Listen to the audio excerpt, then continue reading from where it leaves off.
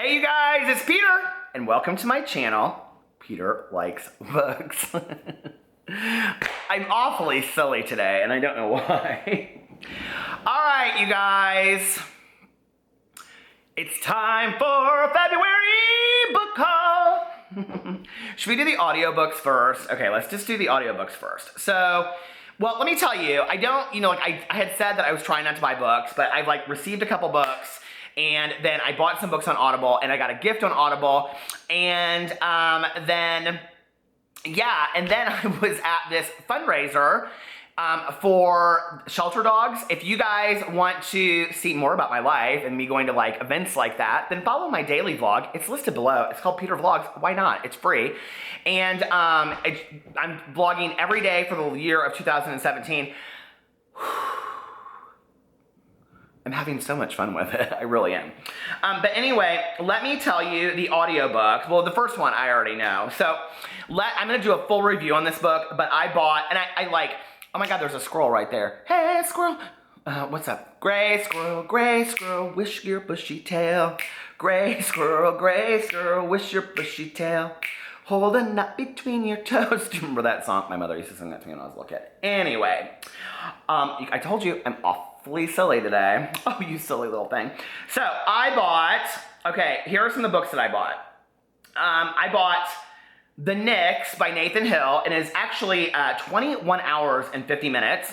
Graham at Mega Man Chief Fan and I are going to actually do a buddy reads of this together. I'm going to listen to it on Audible, and he's going to read it probably in 4 hours, and I will probably listen to it over 2 weeks. This was like the Black Horse Running book of last year that everybody was talking about. And so I'm super, super excited about reading it. Not to mention that Andy Cohen, everywhere that he went, on the beaches of St. Bart's and waiting for subways and things like that, always had this book in his hand. So if it's good enough for Andy Cohen, then it's good enough for Peter Mon, right? So anyway, no, but I've heard really good things about it. And then I bought My Best Friend's Exorcism by Grady Hendrix. I've heard amazing things about this. And so I'm really excited about that. I got Girl Walks Out of a Bar, a memoir.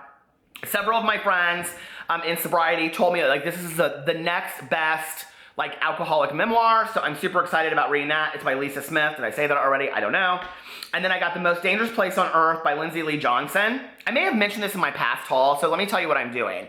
I am no longer subscribing to Book of the Month Club because I think it's very expensive. But I do like some of their book picks, although they said The Woman in Cabin 10 was one of the best books of last year. I hated that book. I thought it was horrible.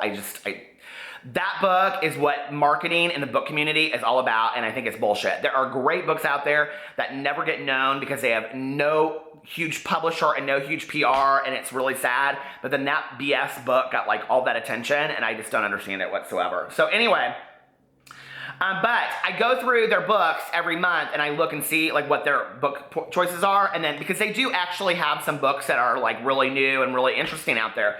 So that's how I found out about The Most Dangerous Place on Earth. It's about a junior high school, and it's about all these different people there. Starts off with this girl. I actually just started listening to this on Audible last night.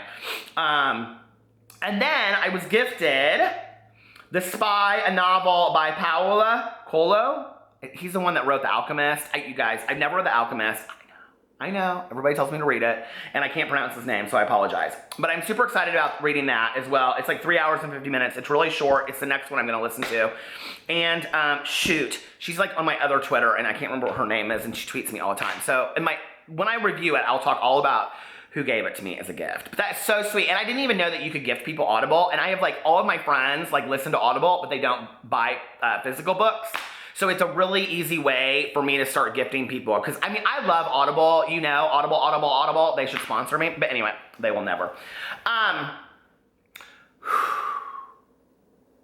just finished last night At the Edge of the Universe by Sean David Hutchinson. Oh my God. Okay. So We Are the Ants was his book that came out last year or the year before.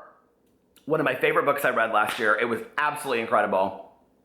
At the Edge of the Universe is just as weird, just as romantic, just as deep. It's fantastic. I literally bawled my eyes out the last 30 minutes in the car. It made me think of my life on a very deep level, and I don't want to ruin it for anybody, but go get At the Edge of the Universe by Sean David Hutchinson. It is so fantastic.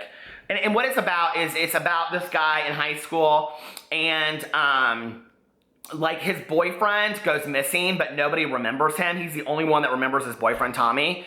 And then him kind of like his friends around him, and it's just fantastic. And there's, it's just a really great book, but it's also a really great LGBT young adult book. So go check it out. The next book that I received was Richard Lehman's Endless Night. Okay, so you guys, I have mentioned this like a million times. Did you see it? It's finally, I have it like in print. Nobody sent me a thank you or a note with it. It came from Amazon. I don't know who got it for me. It's absolutely like it's like this one of those big paperbacks that I love. It's brand new and it's incredible. And I'm so excited that somebody bought this for me. I mean, I can't believe it. I'm like, I have wanted this book. I literally go to Half Price Books once a week. I go to 2 different stores just to find this, okay? And so, Jody is pretty tough for a 16-year-old girl. That's the only reason she's still alive for now. She was sleeping over at her friend Evelyn's house when a group of killers broke in and tried to slaughter everyone. She saw Evelyn spit it on a spear, but Jody managed to escape along with Evelyn's little brother Andy. Simon was one of the killers that gruesome night. His friends have left it up to him to find the only living witnesses to their massacre, or else he'll butcher his family next. But Simon has his own reasons for wanting to get his hands on Jody. You guys, this book, when I first read it, which was probably 10 or 15 years ago, terrified me. I mean, I literally had to lock the bedroom door, and my ex was like, what are you doing? I'm like, oh my God, this book is so terrifying. So I'm so excited about that. Okay, the next 2 are library hauls.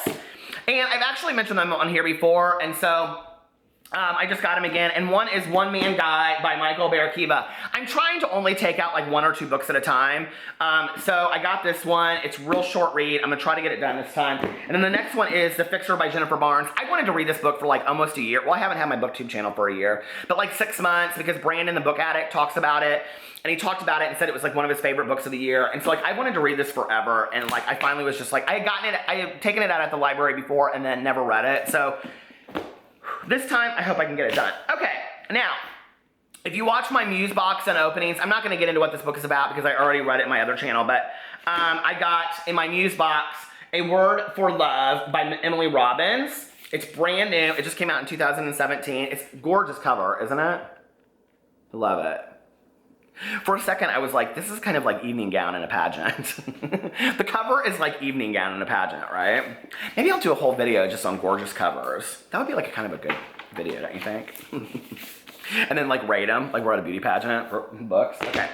Then I won, okay. So at this dog shelter, so my friend Melissa is part of this dog rescue, okay?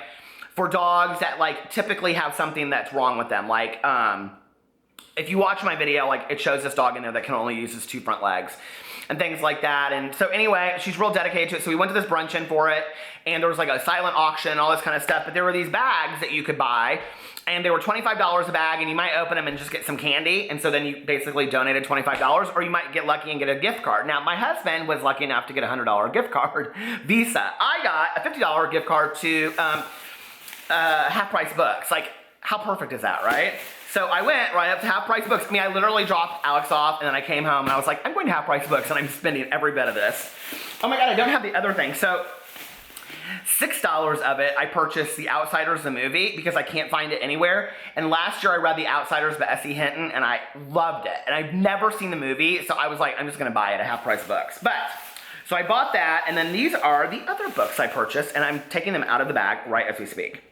Now, if you have not read Jerry Spinelli's Stargirl and Love Stargirl, go get them today. I'm sure they're at the library. They are 2 of my most favorite books in the entire world. They are middle grade books, but like they really read like adult books. The sentiment and the meaning is a lot deeper. So I got Jerry Spinelli's Smiles to Go. I don't know anything about it. But it says, what is stargazer, skateboarder, chess champ, pepperoni pizza eater, older brother, sister hater, best friend, first kisser, science geek, control freak, Will Tuppence so afraid of in this great big universe? Jerry Spinelli knows. His books, I read Eggs, I read Stargirl, love Stargirl. I mean, they're just fantastic, and he's such a great writer. So, I don't know when this book came out, 2008. I don't know that Jerry Spinelli is still alive. I think he is, though. But anyway, I'm super excited about reading this. Okay. The other day, somebody asked me in my booktube channel, underneath one of the comments, this was really interesting. They said, have you read anything by Alex Sanchez? And you know that like 2014, 2015, I dedicated to reading a lot of LGBTYA. And fell in love with just so many authors. And I think Dale Speck, who wrote Sprout, I think that was one of my favorite books I read that year. And of course, Aristotle and Dante, Discover the Secrets of the Universe. I can't wait for his new book to come out. But Alex Sanchez is, I think it's called Rainbow Kids, and it's like Rainbow High. Do you guys know what I'm talking about? Here, we'll just look inside this book because I'm sure it's listed. You guys are never going to guess. I just found something that I didn't know. Rainbow Road, Rainbow High, and Rainbow Boys. And so I read that trilogy. Actually, I listened to it on Audible, all three of them, and they were fantastic. But let me just tell you, I bought Boyfriends with Girlfriends by Alex Sanchez, a Lambda Award winner. And I just opened it and look. It's signed by Alex Sanchez. I have a signed copy. Is this the first edition? Would anybody care? Oh my God, I can't believe that. That is so awesome. So this came out in 2011. I've never heard anything about it, but it's basically about a boy that likes another boy, and he has a girlfriend, and then a girl who has a boyfriend but likes another girl, I think is what it's about. So I'm super excited about reading that. He's a very like raw, honest writer. I loved the storyline of Rainbow High. So, and then this is actually a book. This was $2.49. It was super cheap. I don't know like why I keep on getting drawn to this book. It'll probably be total crap. But are you ever like drawn to books like when you go to the bookstore and you keep on seeing it and it's like you never buy it and you don't know why? But for some reason this book, this is so cheesy, I'm so embarrassed. Life as We Knew It by Susan Pfeffer. Library of Misty White. Misty, are you out there, girl? Misty! Oh, Misty White. Library of Misty White. I want those. I want stickers like that say Library of Peter Mon, Library of Peter Mon. I think those would be so cool. Or if I just put Peter Likes Books on there and then everybody would come to my channel. So do you guys want to know what this is about? Okay. When Miranda first hears the warnings that a meteor is headed on a collision, there's like all of these books, right? When Miranda first hears the warnings that a meteor is headed on a collision path with the moon, they just sound like an excuse for extra homework assignments. But her disbelief turns to fear in a split second as the entire world witnesses a lunar impact that knocks the moon closer in orbit, catastrophically altering the Earth's climate. Everything else in Miranda's life fades away as supermarkets run out of food. I love these kind of like apocalyptic books. Gas goes up in more than $10 a gallon, and school is, we're like almost there. No, we're not. I'm like, I'm losing my shit. And school is closed indefinitely. But what Miranda and her family don't realize is that the worst is yet to come. Told in Miranda's diary entries, I love diary entries, like all of those like,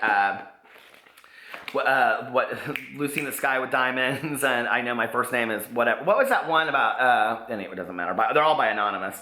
Told in Miranda's diary entries, this is a heart-pounding account of her struggle to hold on to the most important resource of all, hope, in an increasingly desperate and unfamiliar time. I hope it's good. I love diaries. Go Ask Alice. Go Ask Alice. That's such a great book. Okay. Now, I read this book, you guys, like legit, like 20 years ago. And actually, I think I listened to it as an audiobook on tape, okay? When I used to go do assessments for the Department of Corrections in the state of Indiana, and I used to go over to like juvenile probation departments and like jails and stuff, and I would like listen to audio tapes and all over the state. I used to listen to a lot of Patricia Cornwell. I don't know why. But anyway, I listened to the Homecoming by Cynthia Voigt. And there's like actually like 4 or 5 books in this series. It's about a group of kids that their mom goes into a grocery store and never comes out. And so they're left in this like station wagon, and it was fantastic. I have looked this up. I should make that my screenshot. I have looked this up at the library like a million times and it's never there. So I'm so excited to find that at Half Price Books. And then the last book is brand new, and I had actually just seen it at Barnes & Noble, and I was like, I'm going to get it. And it's A List of Cages by Robin Rowe. And let me read you what it's about. When Adam Blake lands the best elective ever in his senior year, serving as an aide to the school psychologist, he thinks he's got it made. Sure, it means a lot of sitting around, which isn't easy for a guy with ADHD, like me. But he can't complain since he gets to spend the period texting all of his friends. Then the doctor asks him to track down a troubled freshman who keeps dodging her, and Adam discovers that the boy is Julian, the foster brother he hadn't seen in 5 years. Adam is ecstatic to be reunited. At first, Julian seems like the boy he once knew. He's still kind-hearted. He still writes stories and loves picture books meant for little kids. But as they spend more time together, Adam realizes that Julian is keeping secrets, like where he hides during the middle of the day and what's really going on inside his house. Adam is determined to find him, but his involvement could cost both boys their lives. First-time novelist Robin Rowe relied on life experience when writing this exquisite, gripping story featuring 2 lion-hearted characters. I love that word, lion-hearted. So I'm super excited about reading this. It kind of reminds me a little bit, there she is. What a fantastic author pro. I mean, seriously, I'm being legit. Like, that is so cute, isn't it? I'm going to follow her on Twitter. Oh, she got right there, Robin Rowe Writer, Twitter. She better follow me back. I'm about done with this shit with authors not following me back. Goldie Madovsky followed me back from Kill the Boy Band. I even told her we need to write a book together, which we're going to, and we're going to call it Kill the Boy Band 2. Anyway, because that's original, and I'm real original. That hurt my jaw. But anyway, did you ever read those books, Child Called It? That's what that reminds me of. This has gone really long. This is a huge February book haul. I love you guys. Follow me on all my social media. It's listed below. You know I'm super active, and I'll interact with you guys because, yeah, I love talking about books. Talk to you later. Bye.